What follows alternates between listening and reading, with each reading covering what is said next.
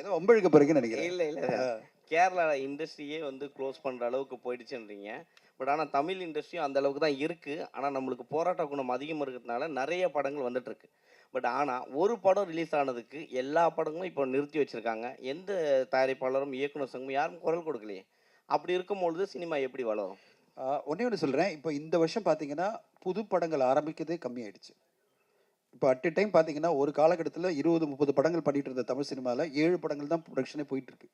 So இதுக்கு எல்லாமே காரணம் இவ்ளோ படங்கள் வந்து சக்சஸ் ஆகாம போனது தான். ஆனா, அது ஒரு பெரிய படம் வரும்போது வேற வழி கிடையாது. ஏன்னா, எல்லாமே ஒரு 900 திரையரங்குல இந்த படத்த வெளியிடணுன்றது டிஸ்ட்ரிபியூஷன் ரிக்வயர்மென்ட் இருக்கு.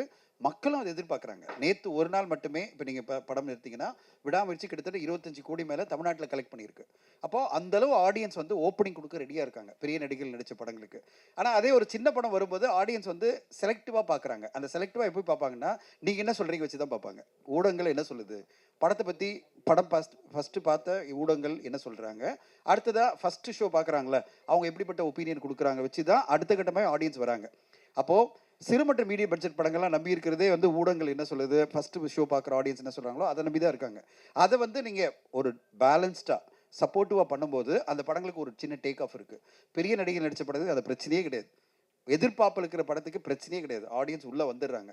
அது மட்டுமே பத்தாதுல்ல இண்டஸ்ட்ரிக்கு. இன்னைக்கு ஏன் கேரளா ஷட் டவுன் ஆகுதுன்னா, ஒரு 10 படம் தான் வெற்றி அடையுது. அவங்களுக்கும் 220 படம் வந்தது லாஸ்ட் இயர். அதுல 10 படம் தான் வெற்றி அடையும் போது, அவங்க இப்ப என்ன சொல்லிட்டாங்க, இந்த இண்டஸ்ட்ரி தாங்காது. இவ்ளோ பேர் ஃபெயிலியர் ஆயிட்டாங்க. இவ்ளோ பேர் லாஸ் ஆயிட்டாங்க.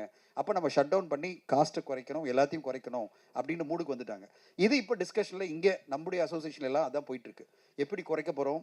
ஏன்னா சிறு பட்ஜெட் படங்கள்லாம் சக்சஸ் ஆக மாட்டேங்குது. பிகாஸ் ஆஃப் வேரியஸ் நான் சொன்ன மாதிரி ரீசன். அப்போ பெரிய பட்ஜெட் படங்கள நம்ம நம்பி இருக்கும்போது அதெல்லாம் காஸ்ட் எங்கோ போயிடுச்சு. டேட்டும் கிடைக்க மாட்டேங்குது. அப்ப எப்படி பண்றது? இண்டஸ்ட்ரியை ரீஃபார்ம் பண்ணணும்னா வேற வேலை பண்ணணும் அப்படின்னு பார்க்குறோம். ஸோ இண்டஸ்ட்ரியை பொறுத்தவரையும் இப்போ வந்து எல்லாருமே தமிழ் மட்டும் இல்லை, மலையாளம் சினிமா, இந்தி சினிமா எல்லாமே ஒரு ஷேக் அவுட்ல தான் இருக்கு. ஒரு மாதிரி கலகலத்து போயிருக்கு. என்ன பண்ண போறோம், எப்படி இண்டஸ்ட்ரியை ரிவைவ் பண்ண போறோம்னு தான் எல்லாருமே அதுக்கான ஒரு முயற்சி எடுத்துட்டு இருக்கோம். இல்ல கேரளா இண்டஸ்ட்ரியில வந்து நீங்க சொல்ற மாரி இதுவானாலும் கவர்மெண்ட் ஓடிடி ஆரம்பிச்சிருக்காங்க. ஆனா தமிழ்நாட்டுல அது ஆரம்பிக்கல. நீங்களும் யாரும் குரல் கொடுக்கல. அப்படி ஆரம்பிச்சால் சிறு படங்களுக்கு ஒருவேளை ஒரு வாய்ப்புகள். இல்ல. இப்போ நீங்க சொல்ற கேரளா ஓடிடி வந்து இன்னும் பெருசா அவங்க வந்து ரீச் ஆகல. எல்லாமே சேல் ஆகாத படங்கள், மக்கள் வந்து உடனே பார்ப்பாங்களா அப்படின்ற படங்கள் தான் இப்போதைக்கு ஃபர்ஸ்ட் குடுக்குறாங்க. ஏன்னா பிரைஸ் குடுத்து வாங்கணும். எல்லா தயாரிப்பாளரோட எதிர்பார்ப்பு என்னன்னா, ஒரு பெரிய அமௌண்ட்ல நம்மளுக்கு வித்துட முடியுமா அத? வித்துட்டா தான் நம்ம கவர் பண்ண முடியும் காஸ்ட்ட. சும்மா ரெவென்யூ ஷேர்ல போட்டு எப்படி கவர் பண்ண முடியும்? ஓகே, புது ஓடிடி ஆரம்பிச்சு ரெவென்யூ ஷேர்ல போட்டு யார் பார்ப்பாங்க? எப்படி வரும்ன்ற ஒரு பயம் வருதுல்ல தயாரிப்பாளருக்கு. எல்லா தயாரிப்பாளரும் ஒரு 4 கோடி 5 கோடி இன்வெஸ்ட் பண்ணா ஒரு 3 கோடி ஃபர்ஸ்ட் எடுத்துட்டா அவங்களுக்கு நம்பிக்கை வரும். அதான் cinema. So 2K love story பத்தி ஏதாவது கேளுங்க. ஏன்னா இண்டஸ்ட்ரி பத்தி நிறைய பேச வேணாம். 2K love sir story.